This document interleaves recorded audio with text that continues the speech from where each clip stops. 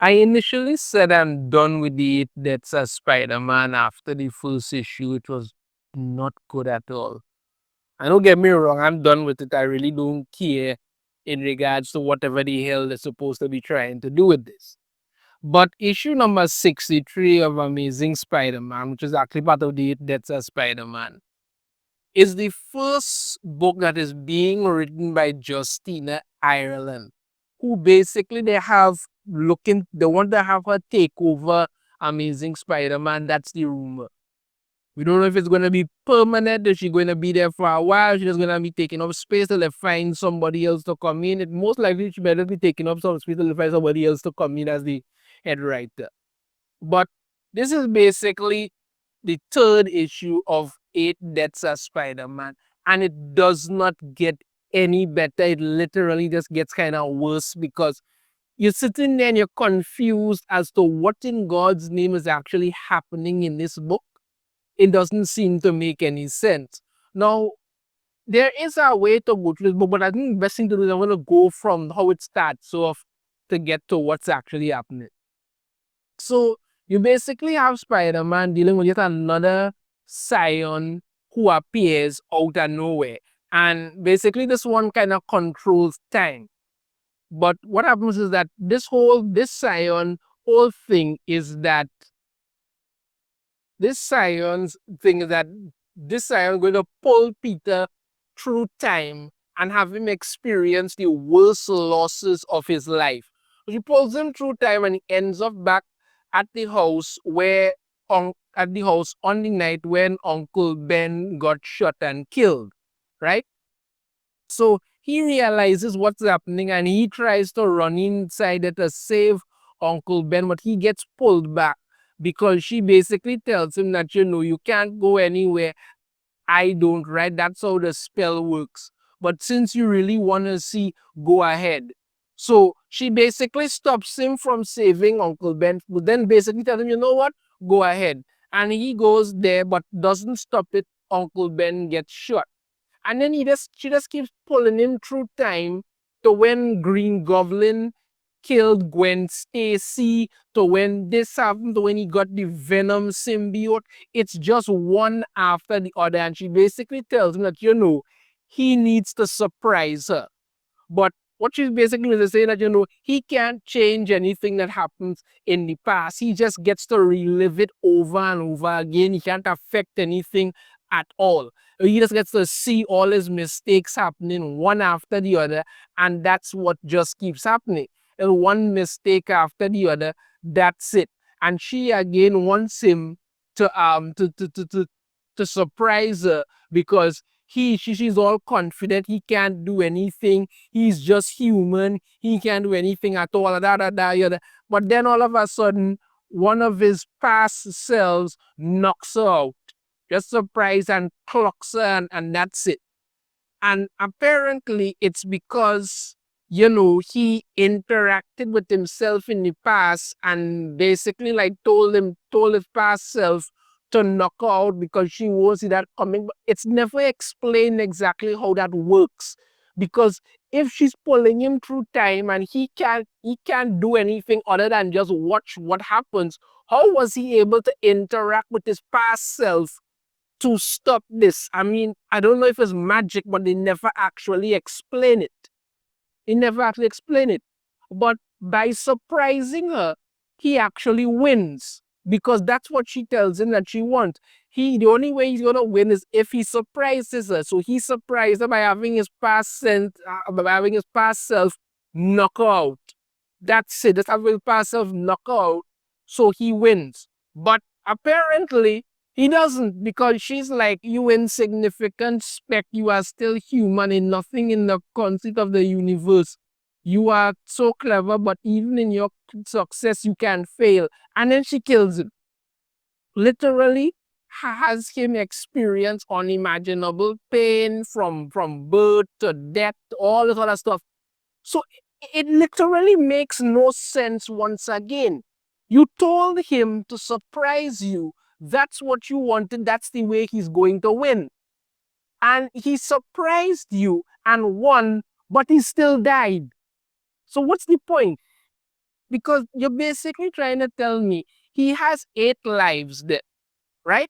So I'm guessing the 8 lives would have been for that every time that he has to face one of these scions, he has to know. But if he defeats the scion, why does he still need to die?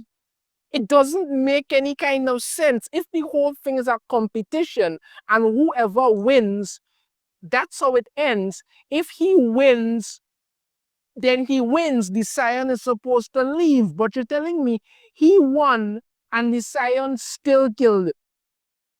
He still had to die again. This makes absolutely no sense. But this is what they keep.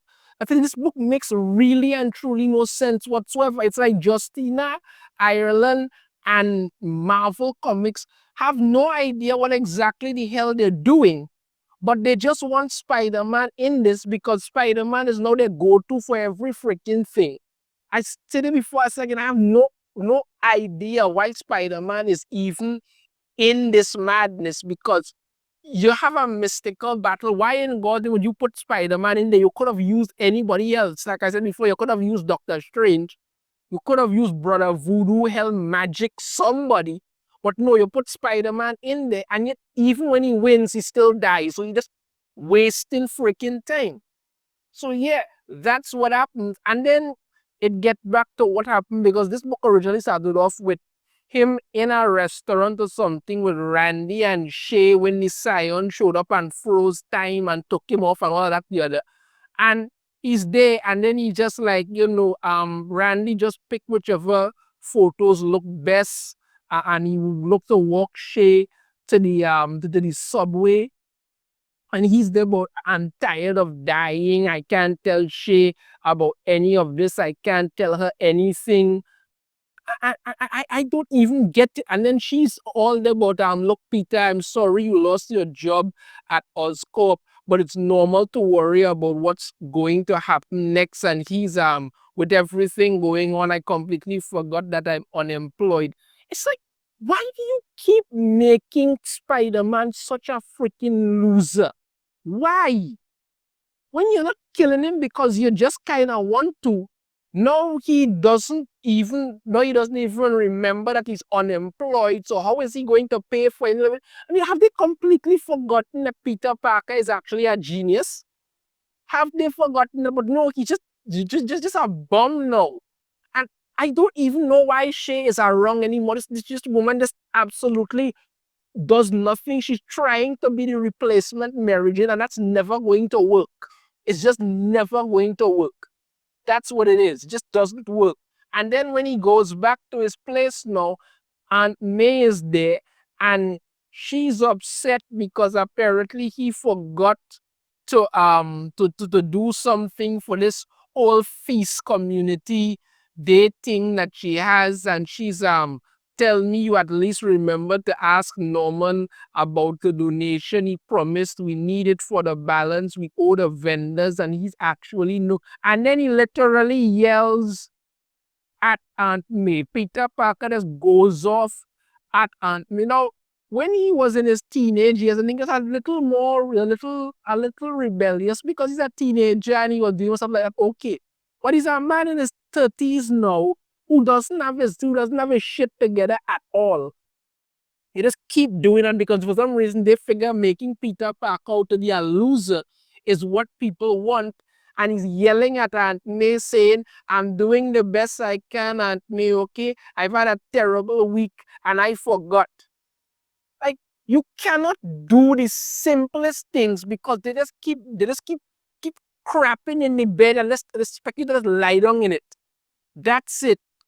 And then, she leaves and stuff like that thing. And he goes to see Black Cat, right? Because he needs to talk to somebody. So he goes to see Black Cat for some reason. And she literally just stole something, right? She just stole this crown or tiara, whatever the hell it is. And he's just okay with that. Like, you know, probably should tell her to return it. She just committed a crime right in front of you and he's fine. And then, she's just decent to talk to her and he's like, um, I should have known you were single again. I should ask you more about your life. You're a friend and I should be more appreciating of you putting up with me. So I'm sorry. I've been a terrible friend. Like, I mean, okay, so apparently she's no longer dating a woman because they decided not to make her gay anymore. For now, we know that's not going to last. They're going to do it again because that's just what happens. She's not going to talk to Black Cat about, what's going on in his life. And she's telling him stuff. He needs to find joy in it. Like, I've heard him supposed to care about that for some reason. And it doesn't even make sense. Just find joy, but it doesn't actually add up as to how he's supposed to find joy at all because they just keep dragging him through the gutter. Then he goes to see Shay because they have some picnic planned and it's just a bunch of talking. And then while they're sitting there, apparently there are some other scions there. I'm not sure if it's the same woman scion from before, but I think it's somebody different, or maybe it's the same thing or whatever. And they're sitting there and they're trying to study Peter Parker to understand because he's already beaten three of them and they don't like he's defeated three of them and died all and even this time he defeated the Scion, should have won, but she still killed him anyway. So basically no matter what happens, he's gonna die 8 times. That's it. That is it. He has no choice like whatsoever. He's just going to die 8 times because pissing on his life wasn't bad enough. Let's just kill him 8 times for fun. And that's it. And then you get to Alaska and you see Juggernaut playing I don't know if it's Xbox or PlayStation or something like that, and his fingers are too big. I don't know how that actually works.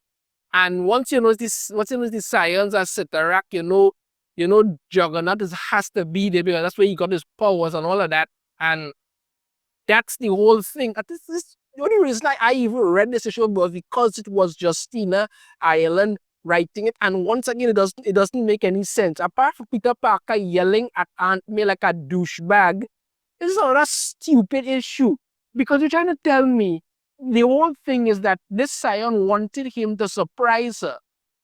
Set up rules that didn't actually make sense. He did surprise her and won, but he still killed him anyway. This is just ridiculous. The whole point of this is that they just want to keep killing Spider-Man for fun for some reason because that seems to be what they're going for. And this is just ridiculous. No wonder Spider-Man's life is in the gutter. We thought that, Zeb Wells was terrible, which it was, but apparently just not getting any better after that. This is just another waste of time issue and doesn't make any sense. Your thoughts on this in the comments. Have a different opinion. I'd love to hear it. If you like me, hit that thumbs up. Subscribe if you haven't already. Ring the notification and be notified every time I put out a new video. And I shall see you all next time. Take care.